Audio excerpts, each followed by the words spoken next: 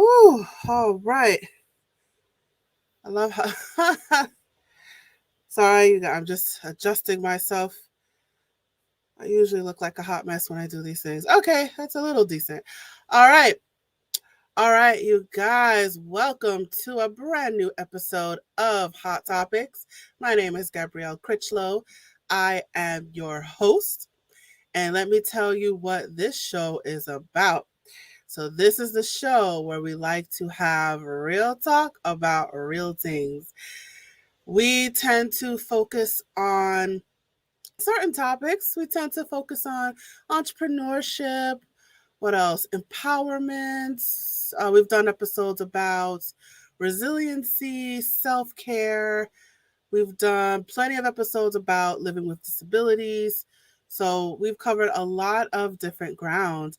And today I am excited about today because I have a brand new guest to the show, a brand new guest to the hot seat, but it is a repeat topic and it is a current thread that I am doing right now. So I love it when I bring back topics to the show, and I love it when I have brand new guests on the hot seat. So let's get right into it. So, as we are a tutoring company, a step ahead tutoring services, it is fitting that we talk about tutoring, right? So, with that said, the topic of the show is Talking with Tutors, Part 7. This is the seventh installment of this sub series thread. I'm trying to figure out what to call it, but this is the seventh installment of Talking with Tutors. And so, any opportunity I have to talk to a fellow tutor, wait, I see a comment. We got an onlooker. Evening, everyone. Hey, how you doing? Dash trees. Um, so yes, so when I get another opportunity to talk to a fellow tutor about the tutoring industry, I am all for it, you guys, and any opportunity to shine light on tutoring, I'm all for it, and I'm particularly looking forward to today because we're going to talk about tutoring Chinese, right? Teaching Chinese, teaching foreign languages, and all that good stuff. So I am definitely looking forward to that. So let's get right into it. So let me tell you who is the brave soul that is going to sit on that hot seat. Well, let me tell you who the brave soul is. So her name is Sandra Jeffrey. And let me tell you, she is an international education advocate who supports and empowers others to step out of their comfort zone. Boom. All right. So without further ado, I am going to I want to close that window. All right, I am going to bring her to the stage. Hi, Sandra. How you doing today? Good. How are you? Good, good, good. So I see we have a couple of um of onlookers here. So you know, you guys watching right now, if you're watching this in real time, feel free to leave your comments in the chat. All right, all right, Sandra. So we're talking about tutoring and specifically, oh, Carlet. Hi, Carlet. Wait, where's her? Oh, okay, wait. There it is. Hi, Carlet. How you doing? All right, so we have a couple of onlookers today. All right, yeah, so we're here to talk about tutoring foreign languages, specifically tutoring Chinese, and I definitely want to um, hear your experience on that. So I'm going to pass the baton over to you, and tell us about your experience. Thank you for having me on your show today.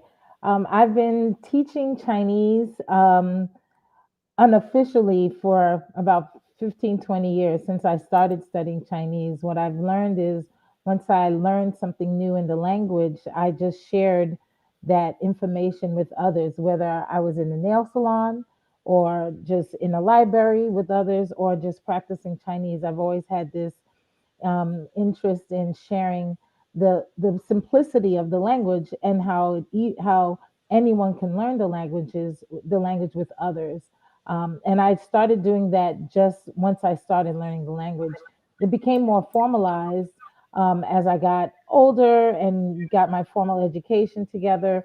I started teaching tutoring Chinese, and now I have a company where I focus on teaching Chinese to all kids, mostly starting from age 10 and up, and adults. I start challenging people to study Chinese and showing them, oh, it's really that easy, and you can learn a foreign language, especially a language like Mandarin Chinese, because it's considered one of the most difficult languages in the world. Yeah, I'm glad you brought that up. You brought up an interesting point. There's two types of Chinese, right? There's Cantonese and then there's Mandarin. Well, there are multiple dialects of Chinese. There's Mandarin Chinese, which is the standard language um, from officially from Beijing, which is the capital. That's the standard language. And then throughout the country, there are different dialects. So, for example, in Canton or Guangzhou, they speak Cantonese. So the written language is exactly the same, but the speaking is different. So the tones in Mandarin is four tones. There are four tones in Mandarin, but for Cantonese, it's six or nine tones. Then you have Shanghainese. Every region has an ease, right? That's what the dialect is called. So Shanghaiese is a completely different language, and most of the Chinese literally they don't understand each other. They can write it out and they'll understand, but speaking wise, they won't understand it if they don't speak Mandarin Chinese because that's the standard. That's what they learn in school. So if you're in Fujianese or Fujianhua, that is the language of Fujian province. So in Taiwan they speak it's a little different. In Taiwan they speak Taiwanese, which is the native language of Taiwan, and then they Hmm. also speak Mandarin because of the migration of Taiwanese mainland Chinese people that went over after the Cultural Revolution. So there's different dialects in China. So there are many dialects. So there's Mandarin is the most popular one. Mandarin Chinese is the standard. Then you have Fujianese. Then you have Shanghainese. Then you have Cantonese. So it's a very long list. Oh, I didn't even know that. I didn't know there Yeah, was all those different versions. yeah. So, what's the version that's taught in schools? Mandarin Chinese. So if you're what they do in Chinese on television, on movies and TV shows, they'll have if you ever notice if you now you'll know at the bottom of the screen, they'll have it the written language, the characters written, and that's so that it's universally understood by everyone because it's spoken differently. But the reading is exactly the same. So they'll see one word but pronounce it differently. Oh, okay. So wait, so why Mandarin in public schools as opposed to the other dialects? Well, it's the standard language. That's the official language of China, Mandarin Chinese. So just like in the United States, the official language is English, not Spanish or a different language. The official language is Chinese. So, for example, in Hong Kong, the official language was Cantonese because of where its location is in relation to Guangzhou or Canton. But once the Chinese government took over in 1997, then they changed it over, and the official language of Hong Kong is the same as mainland China, which is Mandarin Chinese. So they started educating kids in school to learn Mandarin Chinese as a standard official language. They universalized it basically. Oh, okay, okay, okay. So, I mean, the obvious question, of course, what got you into Chinese? Well, my story is interesting. I was I started traveling abroad and going to China in college, and it really started out as a dare. Someone told me that I couldn't do it, and I thought to myself, "How dare you say that I can't do something?" Because my mother taught me I could do anything on this planet, and I can. And so, next thing I know, I was going to the study abroad office. I filled out the application. Didn't know that much about China, and I took a chance. Um, and next thing I know, I'm on my way to board a plane to go to China.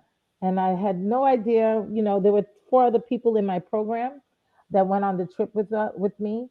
And that's how it really started. And it was the best decision, the best leap of faith and chance I've ever taken in my life. So what so you decided to stick it out, you know. So when you got to China, what tell us your experience when you got to the country. So when I what one of the biggest things that kept me going or kept me interested in Chinese, because as soon as you get there, you're obviously going to face cultural shock, right? Because it's a different environment, a different culture. Everything was brand new. I remember my mom packed the tuna fish in a can. It was tuna, and you have mayonnaise and crackers all in a can. I had about 10 of them with me just because I wasn't sure if I could eat or would eat the food. But when I got there, you know, I was willing to experiment. I was willing to try as a 21-year-old, girl from New York City. Yeah, I know the Chinese restaurants in New York, but it's not the same when you get to mainland China, and things are different. And so I just took a chance, and the other people around me, not only my classmates from my college, but the other international students on campus, they also embraced and were willing to try something new. So I took that leap of faith and I also tried something new, and I taste different food and I enjoyed it. My Chinese classes were hard in the beginning because I didn't understand anything. I didn't know any Chinese. But then on that one day when I finally it clicked, I was on a bus and I repeated, I had to go to the China Hotel to get a chicken patty. That's what it was. That's where you can get chicken patties in 1991. I got on the bus and I said the China Hotel in Chinese. The bus driver understood me and I was in shock because it was really resonating with me. It really, they understood me and I'm not Chinese. I got to the hotel. I bought what I had to get. Then I had to get on the bus again to make sure I get back to campus. And I was Hmm. able to say my school name clearly for the bus driver to drop me home. And from that point on, I was like, I could do this. Those two words. And I said, I could do this. I can speak Chinese just from learning those two phrases. And that's what encouraged me to continue studying Chinese. Yeah, you know, it's definitely any opportunity that anyone gets, especially someone young, to travel to a different country. I definitely encourage that as well, because I was telling you in the preliminary interview, I also went to China, Hmm. but it's a 2 week like youth summit that I Hmm. went to. But I'm trying to remember. I went to Beijing, Xi'an, and Shanghai, Right. and it was definitely a culture shock. Always. You know, it's I mean the language, of course, but also like just seeing like all the buildings. It's so computerized, and um like I think there was like a big robot statue I saw. I think it was in Shanghai, and um I mean the pollution in Beijing, let's Yeah. point that out there. Yeah. But you know, it was definitely a culture shock when I went. So that was Yep. an experience in itself. But let's get into, well, I mean, we'll talk about, I have a couple more episodes with you, but I want to just get more into the language itself. So Okay. now you, at some point you decided um to tutor Chinese, right, Yes. to students. So tell us about that. Well, I was the executive director of a an international nonprofit, and we provided scholarships for high school students in New York, Atlanta, Los Angeles, Denver, for students to go to China and study Chinese. So that's kind of where, from my experience abroad, kind of put everything together because I can share and help and encourage more students to study Chinese. And part of the program included Chinese language in the morning for the kids, and then in the afternoon, and then in the afternoon we had different type of excursions for the kids around the city, so they can practice Chinese. So what I did was incorporate a way of teaching the kids or practicing, giving them the time to practice their Chinese in an interactive way. So that's kind of the fruit of how this all started, because I the kids would go, for example, on the train. They would go to Tiananmen Square, and they would have to figure out how to get to Tiananmen Square. So this is a way of me educating the kids, in a way that is very practical, experimental, and also for them to hands on, for them to learn, okay, I can get the language. So that's kind of how um, um, uh, the tutoring work began for me, because I was able to do it in a hands on experience. Years later, after I left that organization, and I returned to the States, I started substituting, doing tutoring classes at local schools here. And then eventually I started my own company where I can tutor Chinese to young kids starting at 10 years old and older, and adults. And for the adults, I focus on survival Chinese classes, mainly because at this particular time, since China is closed, once it opens, I guess in a year or two, or maybe next year, who knows? But once it opens, I feel like there's going to be an influx of people traveling to China, and there should be people ready to study, to travel to China and be prepared to explore what China has. It's a beautiful country. It's very interesting. So people will be equipped with the ability to talk to taxi drivers, talk to locals, to get around the city, just so make it a little bit easier for people to get around once China opens. And so students and adults will be prepared for that because of the classes that I've been teaching. So now, so how long have you tutored Chinese? I've been tutoring Chinese since for about 7 years. And then for the company I worked for, I started that in 2010. Oh, okay. Yeah. So now tell us about the type of students that, well, before I ask you that. So I'm assuming you're fluent, right, in Yes. Chinese. Okay. Mandarin. So who are the type of students that want to learn Chinese? So I feel like I'm thinking of public schools, like Mm. um it's I mean the common language I think is Spanish. Right. I mean, that's my personal opinion. So when I hear that a student wants to learn Chinese, I'm like, wait, whoa. I feel Right. like there's such an outlier. Like, why? Like, not no shade to Spanish, but Right. it's always like Spanish is such like the go-to language in schools. So I'm wondering, like, who are the type of kids that come to you saying they want to learn Chinese? Well, it varies. A lot of it is because of the the so it varies, because a lot of kids are they like the Chinese characters. So since they have this affinity for the just the look of the Chinese characters, that's one way they're interested and a reason for them to study Chinese. A lot of times it's parents, who say, okay, we're going to learn a foreign language. It's going to be Chinese. But there are also kids who are just interested in Asia, just out of the blue. I have a friend, her son was interested in Asia, just Asia in general. And because of that, he wanted to branch into learning Chinese. So the reasons vary, but a simple interest for me and being genuine. I met a young lady a couple of weeks ago at a fair I attended, and she just wanted to study Chinese. She loved Asian languages. She started studying it on her own, Korean and Jap and Chinese. And so I'm her tutor to help shape it a little more, structure it a little more for her, because she was just doing it ad hoc, just looking at random videos. And her Chinese is pretty good for someone, studying on her own. But that was just her interest. Okay. Hmm. Okay. Um, so I gotta address the elephant in the room. You are a Black woman. Yeah. Okay.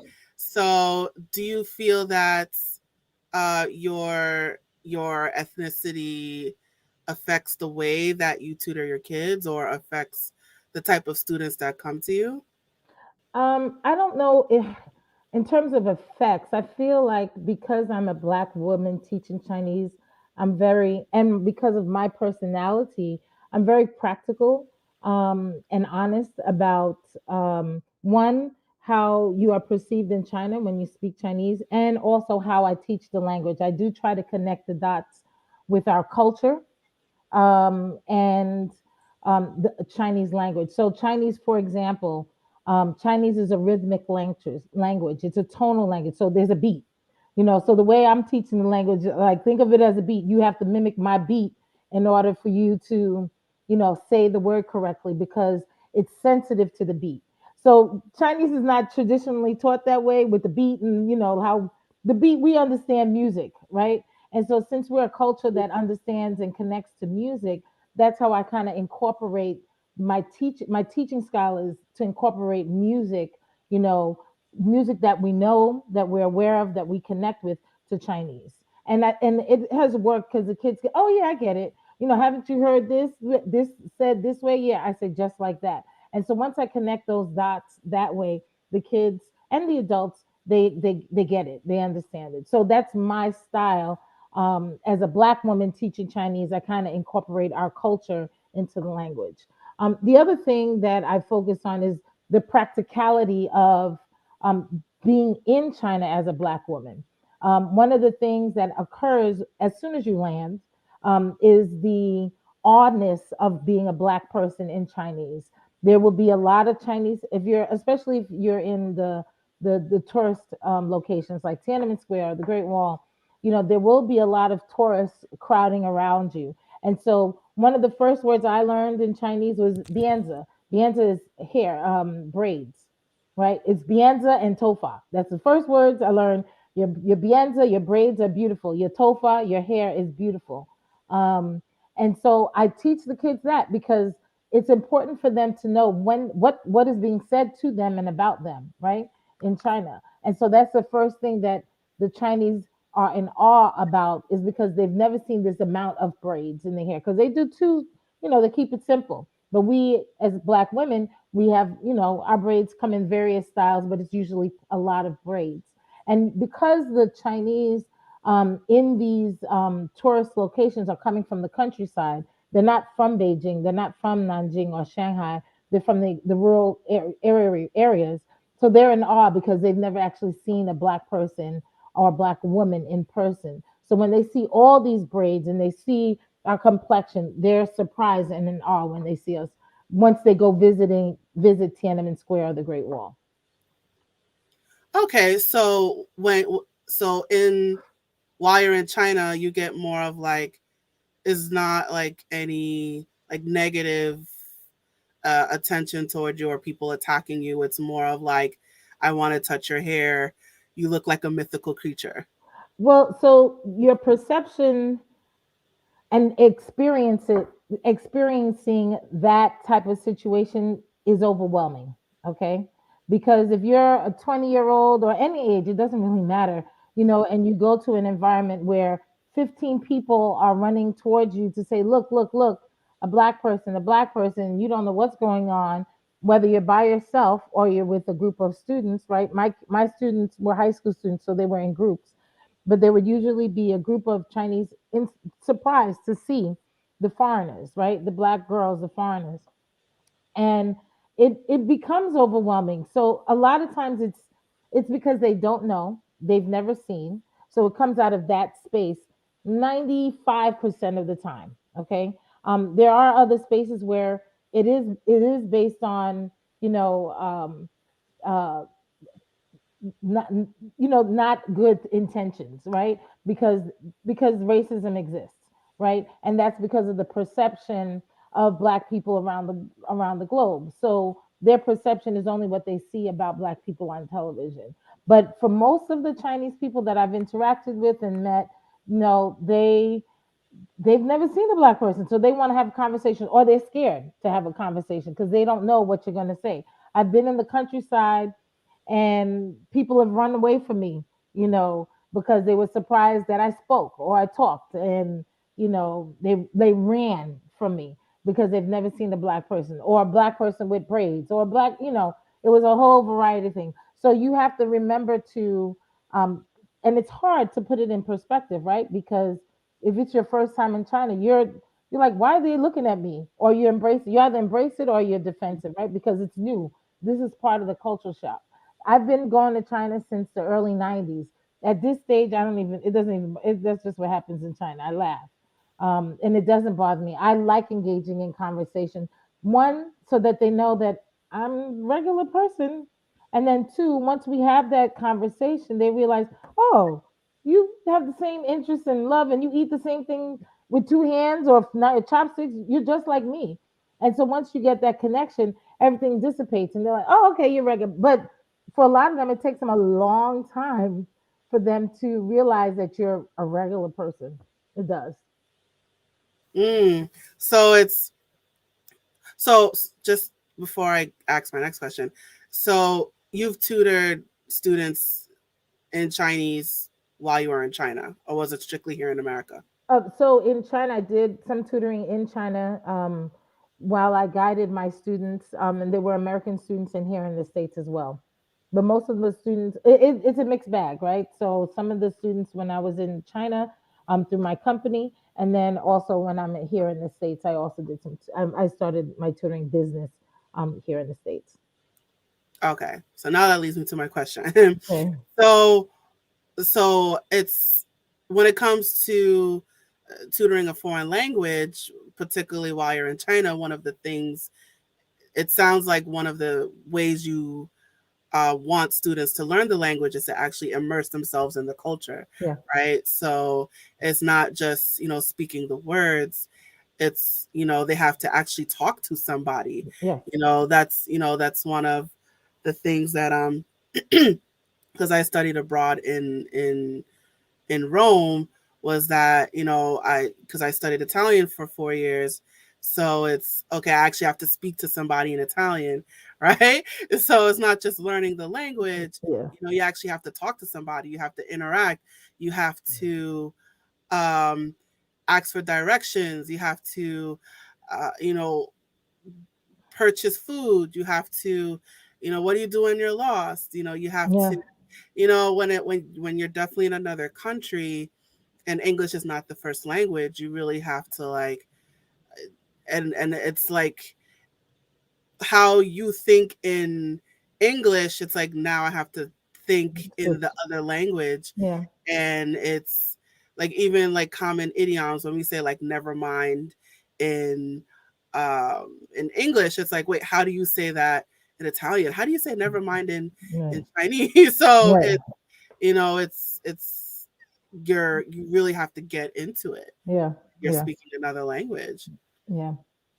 So in terms of so here in America, so did you, I mean, just to stay on the race part a little bit more, so did you,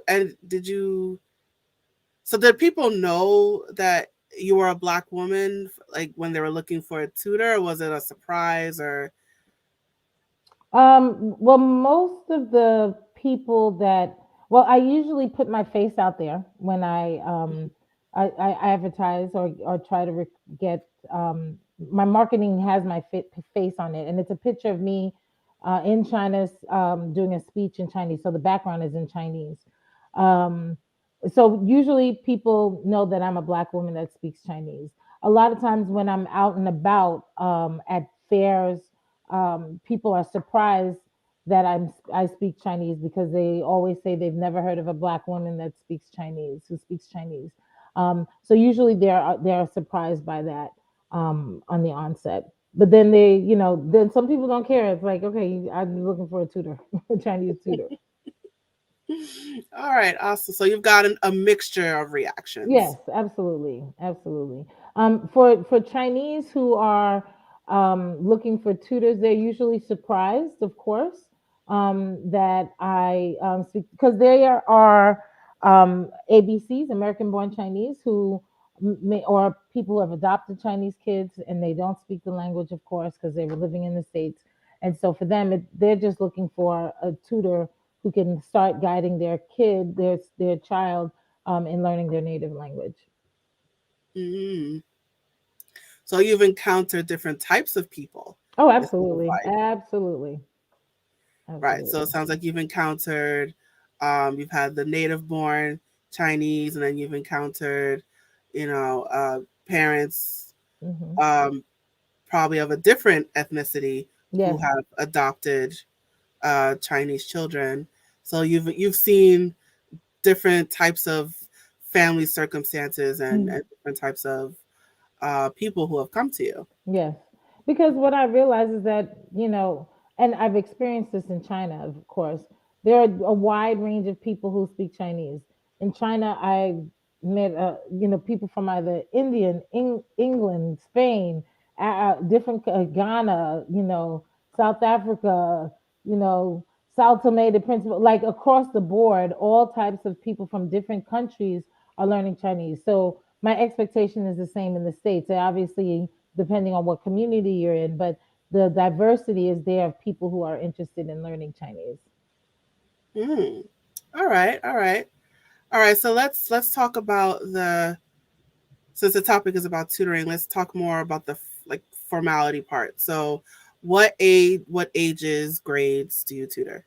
So I started 10 years old um, with the tutoring. I feel like they have for my teaching style and skills, I prefer from 10-year-old so they can start saying things right away. And they get the small things faster as well. And then I go as far as high school, of course, and then adults. So my survival Chinese classes includes taxi cab. We call it taxi cab Chinese, so that you know how to get around when you get to China. For the students, the 10-year-olds, the grade school kids, it's important for them to know how to introduce themselves, know the who, what, where, why, and how. Those are important basic sentences or structures for them to know, and also know how to read characters. Right, that's the next stage because that's the hardest part, writing characters.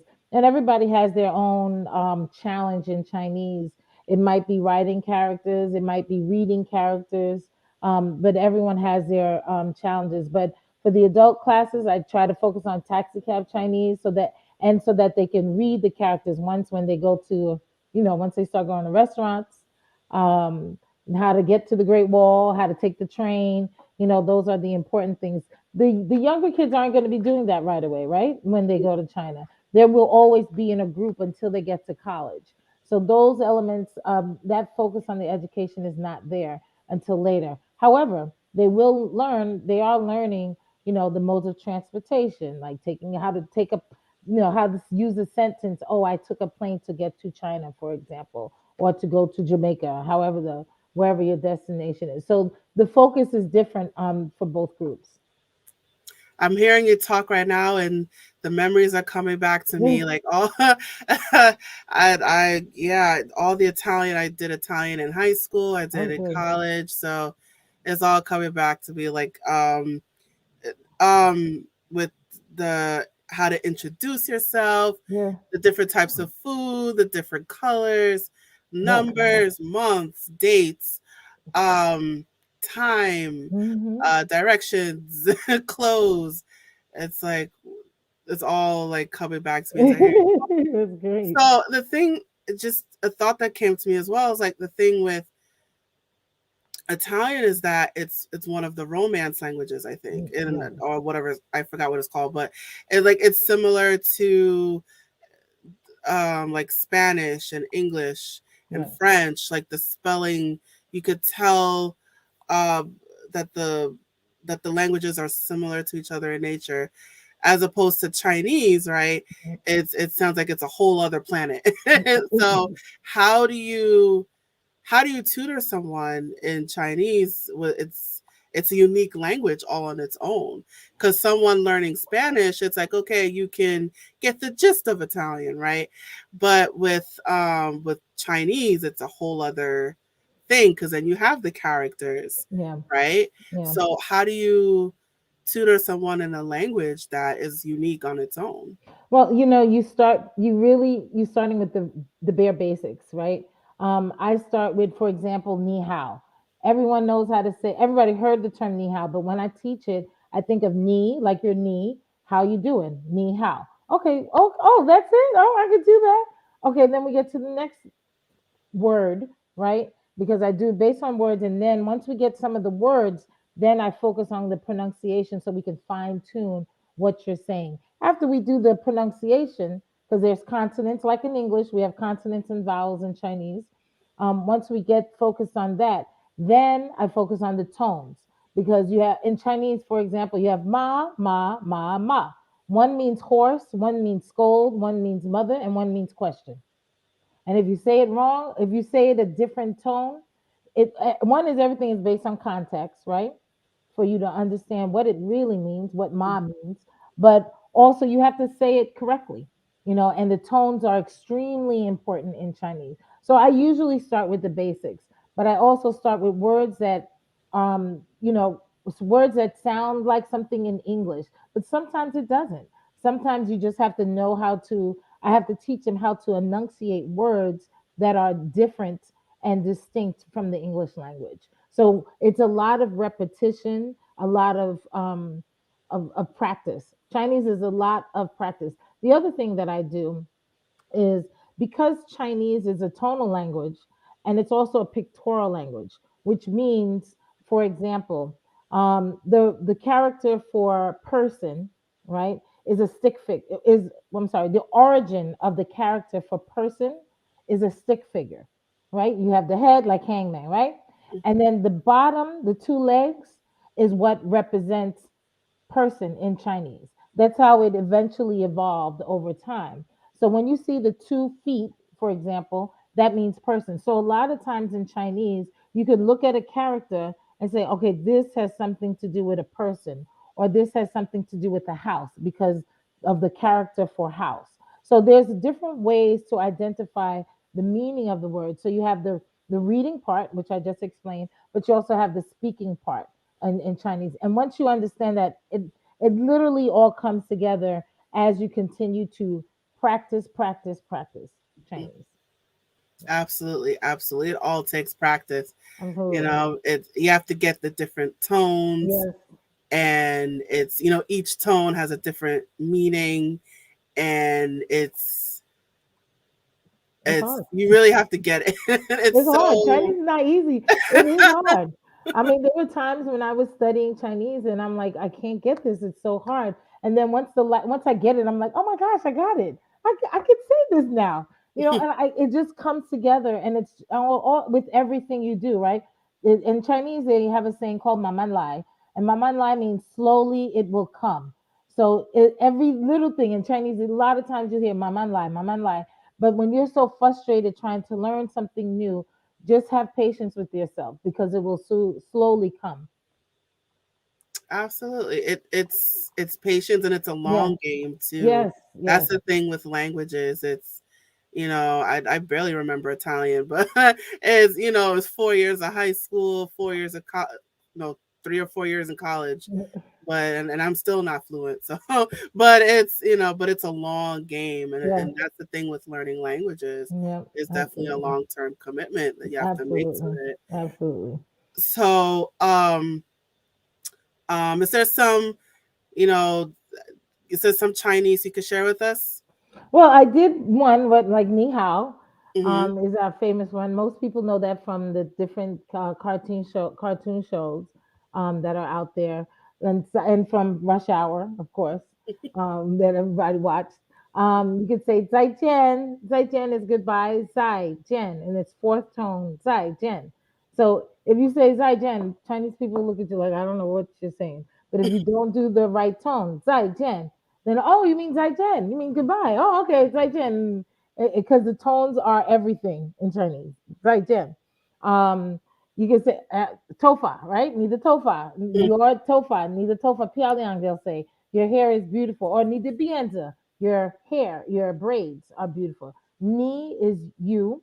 Bianza is braids. And piaoliang is beautiful. Oh, I was in Hawaii, and I was at the the Dole pineapple plantation, and there was a bunch of Chinese people there, and I was like, oh yeah, ni hao, oh a whole, it felt like I was right back in China, even though I was in Hawaii.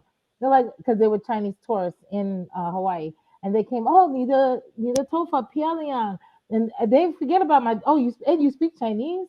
And I said, yes, I speak Chinese, and they're like, well, your hair is so beautiful, you have so many braids, how many braids do you have? So they'll ask those type of questions, and it just makes it fun because I just like practicing anytime I can. Have you where are you located right now? You're in I Georgia, reside in Atlanta, Georgia.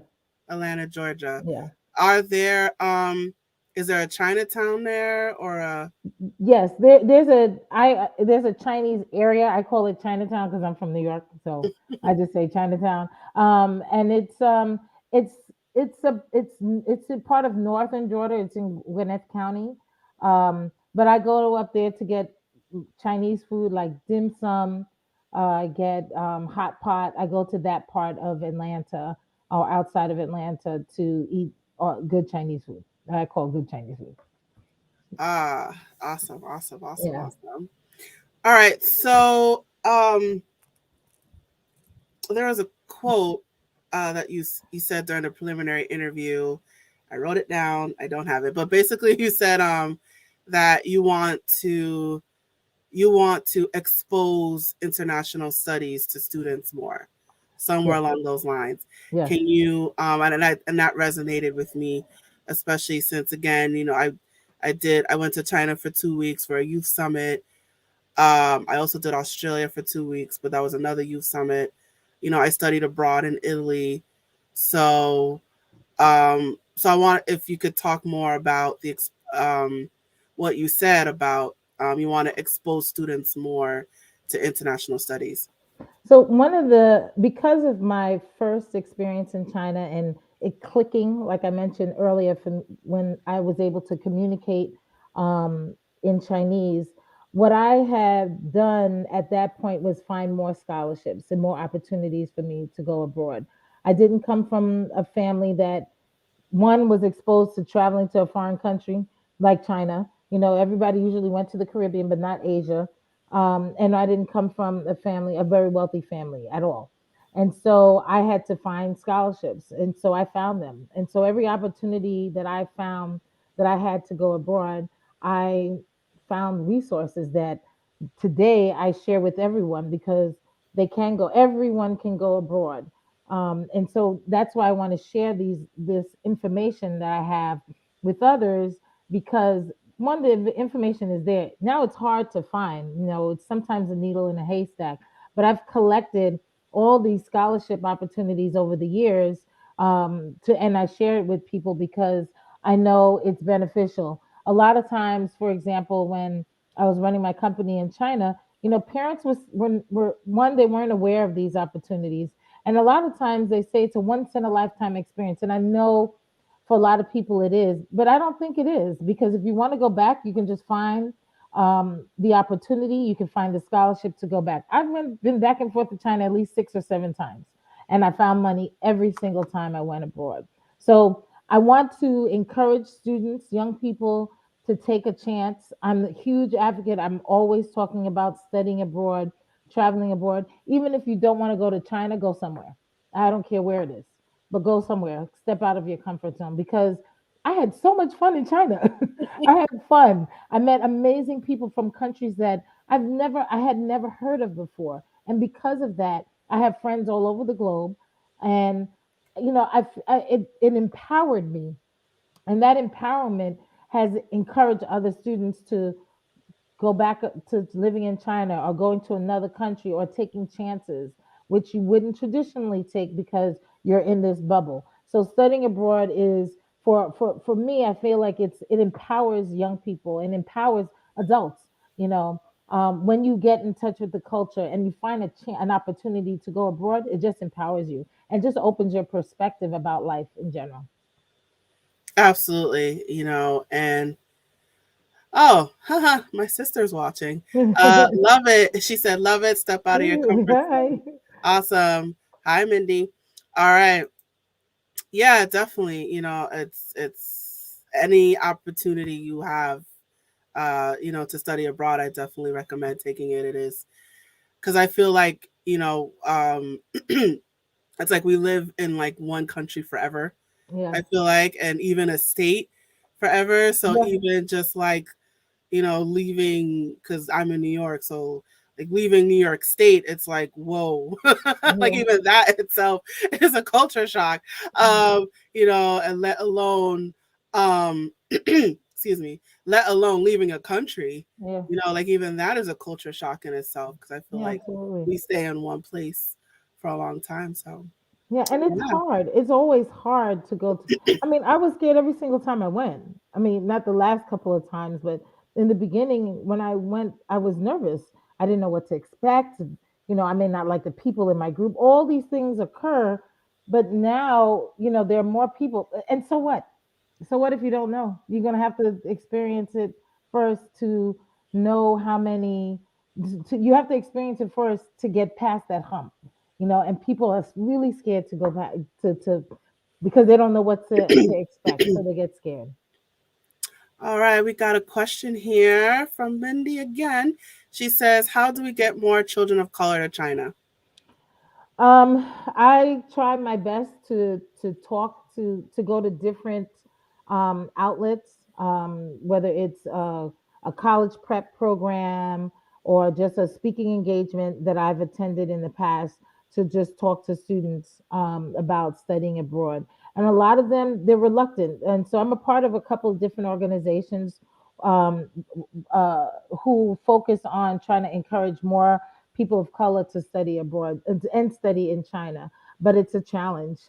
It's something that I've been challenged with for many years, trying to encourage more um, kids who are scared, of getting out of that comfort zone because they don't really know what's on the other side. The students who have crossed over, right, and stepped out of their cut, they love it. And they're like, oh, I love this place. This is so much fun. My mom would like it. My brother would like it. And I'm like, well, just last week you wanted to go home and you didn't like this place. And they're like, yeah, I love it. China is fun. I'm because now they're open. Being open minded is you don't know what this level of fear sometimes can control you. And when you take that chance to study abroad, I think it just opens you up to just try new things, even if it's new food, right? Because when you try new food, you're also opening your eyes to something different that you've never heard of before. And studying abroad just opens all the gates open for you. Yeah, and then to add to that, like the reason why I was able to go abroad was because of programs that were implemented, Right. right? So like I went to China, I went to Australia because of a youth summit, Right. right? Um so I studied abroad in Italy because, well, I went to a college that has a campus in Italy, right? So it's we as a community, particularly communities of color, I think we need to create more programs. It's Yeah. sort of like it's an excuse to get out the country, right? Yeah. You don't want Yeah. to go just to go, well, unless you Yes. do, but Yes, you can. but it helps to have particularly when you're trying to engage youth. Yes. I think it's important to implement programs that will encourage them to get out the country. Yes, yeah. I think programs are the key, and it's a more it gives you that support and comfort, one for the students and for the parents, right? When you initially do abroad, my programs were always program based before I went on my own, and I think that helps everyone out because you have someone that can account for your well-being, right? Well-being, because you don't want to get snatched up and picked up, etc. So once you're in a program, someone always knows where you are, and I think that is helpful because I was scared. What if something happens to me? My mom won't know, etc. But once you're in a program, they always know where you are, where you're supposed to be. So I think when you want to start off, definitely start off with a program because I don't think any kids under young kids should go abroad anyway by themselves. High school either. My first program was in China. I did it in a program. And I think that's the for me, I think that's the best way to do it because I don't know the country. That's scary. Of course. I just want to get these comments here. Mindy says, experience the fear to get past it. Love it. And again, she says, truth. Life gets more exciting when you experience new cultures and take the Good chance. chance. Thank you, Mindy.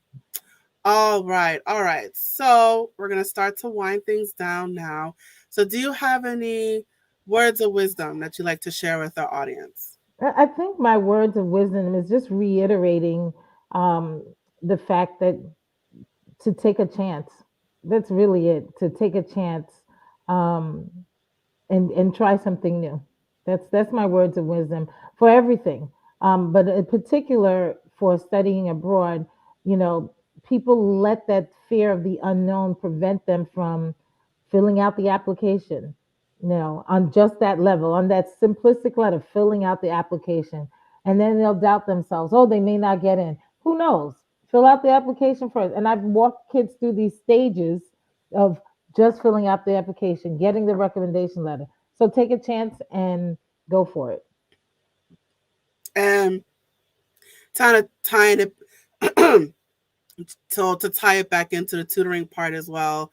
I know we talked about studying abroad, but just to bring it back to the topic a little bit. So now, what advice do you have for students learning a different language? Be open minded. It's not easy in the beginning. It's going to be a challenge, but the end result is exciting. So try studying a foreign language. Uh, Pick something. If you don't know which language to pick, pick anyone. Even if you're not sure which one you want to choose, which one you want to speak, pick one and start from there as your starting point to study a foreign language. And what about, just to bring it back to race again, like what about children of color? How do we get more children of color to learn another language?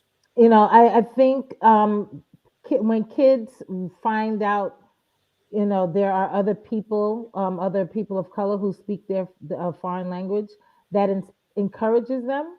Um, and to get more students of color, it's on us. It's The onus is on me, people like me and you, to just spread the word and encourage students. So instead of saying, why would you go to China, like I heard when in the beginning, from people outside of my family, why would you go to China? Instead of people saying that, just say, well, why not? Why don't you go to China? Why don't you go to Italy? Why don't you go to Japan? Encourage them, because and nothing but good things would happen for them. So I think the words of encouragement is supposed to happen to encourage more students of color to go abroad.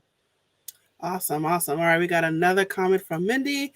She says, my daughter takes language classes with Miss Sandra and loves it. It helps to have a teacher who looks like you and is so down to earth. Thank you. Awesome. Thank you, Mindy.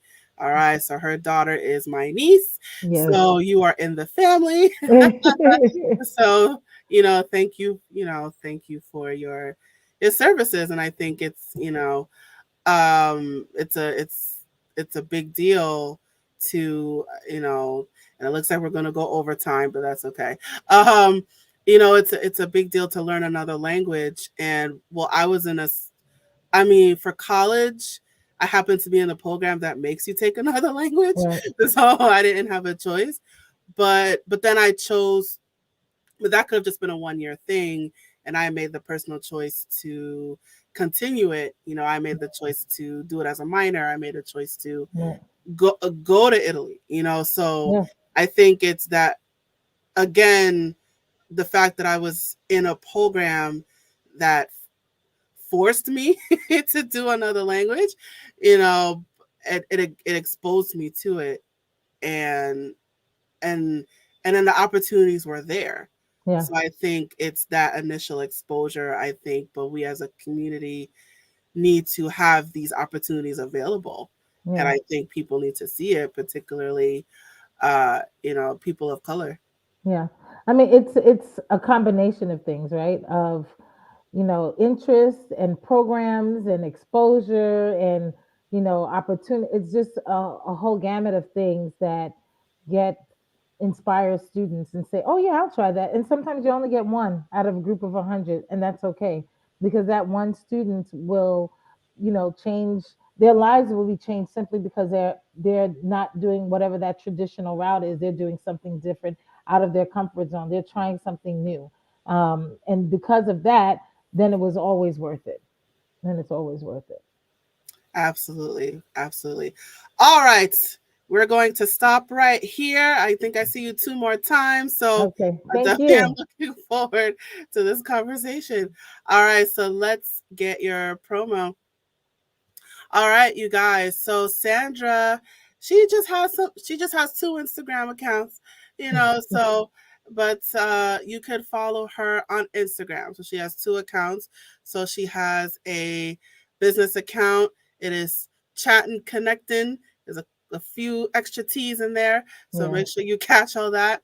And well, I'll just spell it out for the audio people. So Instagram is ChattenConnectn. Okay, so that's the business Instagram, and then the personal Instagram is Shangjie57. Yes. My Chinese name. Yes. Oh, you have a Chinese name, yeah. Yes. All right, so I'll just spell that out for the audio people. So that's SHANGJIE57. So I encourage you to go to both of her Instagram accounts. I encourage you to follow her. And she tutors Chinese, you guys. So if you're looking to get into Chinese, whether beginner, intermediate, advanced, whether it's for your child or even you do adults, right? Yes, I Okay. do. So whether it's for your child or for Wonderful. adults, she tutors all ages, you guys, at all levels. So I encourage you to reach out to her. You can find her again on Instagram. She has 2 accounts. So that information is scrolling below at the bottom of your screen. For my video people and for my audio people, all of this information will be in the description. I think I see another comment. Up, and there we go. my sister's Thank you. hyping you up. Thank She you. put your Instagram link. She actually put up the full Instagram link. So there you go. So those of you watching this on video right now, the link is on your screen. Instagram.com/chatandconnecting. So I'm Thank tongue you. tied today. Yeah, so we're hyping you up. We're hyping you up. So Thank you. that is the link. So I encourage you guys to go to that link. You see it on your screen, to follow her. And again, if you're listening on audio, because this will be converted to a podcast, converted to audio, is in the description, you guys. So whether you're seeing it on screen or you're reading it in the description, this information is at your fingertips. So is there anything else you want to share about your business? Oh, and your video. Yes. Okay. Yes. Is there Audio. anything else you want to share about your business? No, that's all. Just go to the Instagram page, and if you're interested in Chinese classes, group classes, private classes, adults or Chinese or students, please let me know and just send me a message send me a message in my Instagram. Awesome. Awesome. All right. And the youngest is 10 years old, right? Yes. Yes. Okay. And you're just virtual, right? Yes. All right. So you're strictly virtual. Wait, do you do in person in your local area? In person, I do in my local area. Yes, there are some after school programs that I'm working with in Atlanta because it's easier to get to here, of course. All right, there you go. So, Sandra, you heard that, guys. Sandra is primarily virtual, but if you happen to be in Atlanta, Georgia, she has some in-person services as well. So I encourage you to take advantage of that if you happen to be in the local area. All right, so I know we are definitely going to go over time, but that is all right. If you have to go, feel free to go, but I want to make sure we get this audiogram before we officially close. So I'm going to play this for you now. Okay. Ni hao, I speak Mandarin Chinese. That's right. I recommend Chatting and Connecting. Chatting and Connecting is an international education consulting organization that advises students on scholarships to study abroad. Their premier program, Chatting in Chinese, teaches Mandarin Chinese in a structured, fun, and easy way. You will learn the numbers, introductions, and other common phrases, along with the ability to read and write Chinese characters. The Chattin' in Chinese program teaches both private and group classes for adults and children. For more information, go to Chattin' and Connectin' on Instagram. That's chat and connect with 2 T's and the letter N. Or email at info@chatconnect.com for the upcoming class schedule. Awesome. All right, so there you go. And I just had a next question before we close. So is it just you just do conversational Chinese, or do you actually like teach students how to write the characters? Also reading and writing, yes. Reading and writing. Yeah. Okay, So great. the first level is conversation, and then the next level will be reading and writing. All right, awesome. Do you have the advanced people where they have to write like essays and the Chinese Yes, characters? yeah. I had to write Oh, the you do? essays. I had to write the essays in school. My term paper, my thesis, yes. So when you get to that level, I mean, even at a younger level, you'll do basic sentences. But when you're more advanced, yes, you have to eventually do longer paragraphs, etc. Oh, wow. Okay, a whole wow. Like Yeah, 10-page papers in yep. Chinese I too? had to write them, so yeah. Mhm. All right, well, if you had to do it, the students are going to do it too. Yes, they do eventually. You Yeah. got to push these kids. All right. All right, so Sandra, thank you so much for joining me today. This Thank was you. awesome, Xie. and I look forward to Sheshe. Is that how Yep. you say it? Okay. Thank you. Xie. And I look forward to our conversations coming up. Okay, great. Thank All you. right, so I will place you off camera now. All right, you guys. Whew, that is awesome. Thank you, guys. All right, wait, we got a next comment. Great conversation. Thank you, Mindy. All right, you guys. So now it is time for my closing. Where's my banner? All right, there's my banner. All right, you guys, we have reached the conclusion of our episode. Thank you so much for joining me today. I definitely enjoyed this conversation, and I hope you guys enjoyed it as well. And I hope you guys took a lot from it as I did. And any opportunity to geek out about tutoring and studying abroad and going to different countries and speaking different languages, I cherish all that. So I definitely enjoyed this conversation, and I look forward to the next couple of conversations with Sandra. So yes. All right. But it is closing time. So I want to remind you guys that this podcast, Hot Topics, is a production of my company, A Step Ahead Tutoring Services. So if in the scope of tutoring, if you are looking for one-on-one tutoring, test prep, college counseling, editing and proofreading, if you're looking for any of those services for your child or even for yourself, because we work with adults, please reach out to us. Our website is www.astepaheadtutoringservices.com. You could also email us at success@astepaheadtutoringservices.com. Our contact information is scrolling below at the bottom of your screen if you are watching this on video. But if you are listening to this on audio, if you are listening to this on Spotify or Good Pods or Apple Podcasts or any kind of podcast platform that is out there, all of this information is in the description. I did not forget about you, but please reach out to us if you are looking for tutoring services. I also encourage you to follow us on social media. We are on Facebook, Twitter, Instagram, YouTube. There's a couple more. It's not coming to me right now. WhatsApp and Eventbrite. So follow us on social media. Stay in touch with us. I encourage you to follow us as well. And I also want to encourage you to leave your feedback about the episode for today. I want to know your thoughts. What did you think about this episode? Leave your feedback in the comment section or in the comment thread or drop a rating. Definitely let me know what you thought about this episode today. I definitely want to hear your thoughts. So, wherever you are hearing the sound of my voice, whether it's on video or on audio, drop a comment, drop a note, drop a star, drop a rating, drop something. Let me know what you thought about this episode today. So I encourage your feedback. I want your feedback.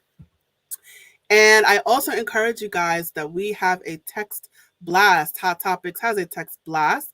I encourage you to get on it. So you will learn anything and everything that has to do with the Hot Topics podcast. So yes, you will see it on social media, but if you want the intimate attention, I encourage you to get on our text blast.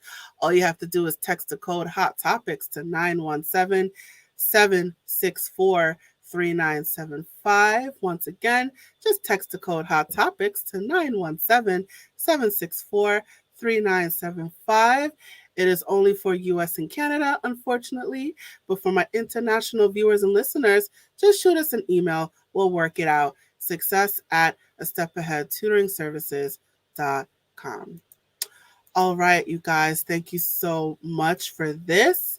And thank you for joining me today. I look forward to you joining me in the next episode.